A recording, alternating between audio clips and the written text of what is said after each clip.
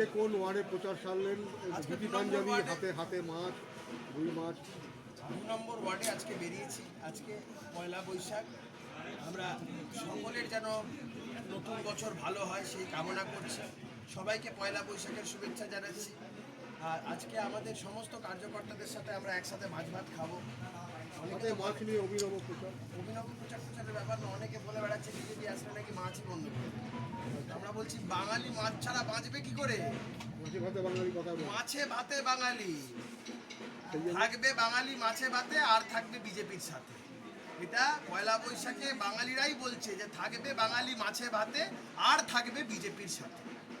সেই জন্য একদম হাতে। আর এ মাছ রান্না আজকে আমাদের বিধানসভা কার্যালয়ে তো আমরা সমস্ত কার্যকর্তারা যারা আছি সবাই মাছের ঝোল ভাত খাবো।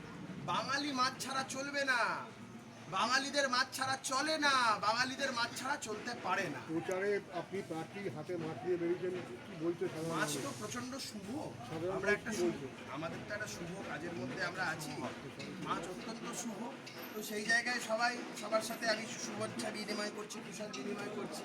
সবাই এই কথাটাই বলছে যে খুব ভালো করেছো। নাহলে বিভিন্ন মানুষজনকে তো বোঝাচ্ছে তৃণমূল কংগ্রেসের তরফ থেকে যে বিজেপি আসলে নাকি মাছ বন্ধ করে দেবে।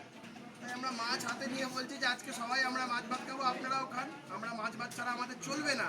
আমরা বাঙালি, মাছ ভাত ছাড়া বাঙালির চলে না, চলবে না, চলতে পারে না। প্রচারে ইস্যু কি রাখছেন? হ্যাঁ, প্রচারে ইস্যু কি রেখেছেন? আমি ব্যারাকপুরের ভূমিপুত্র। ব্যারাকপুরের মানুষ আমাকে যখন ডাকবে তখন পাশে পাবে। আমি ব্যারাকপুরের মানুষের কাছে প্রতিজ্ঞাবদ্ধ, আগামী 5 বছরের মধ্যে মেট্রো সম্প্রসারণের কাজ এগিয়ে নিয়ে যাব। আমি ব্যারাকপুরের মানুষের কাছে অঙ্গীকারবদ্ধ, ব্যারাকপুরের বন্ধ কলকারখানা খুলব। আমি ব্যারাকপুরের মানুষের কাছে উন্নততর স্বাস্থ্য শিক্ষা দেওয়ার ক্ষেত্রে বদ্ধপরিকর।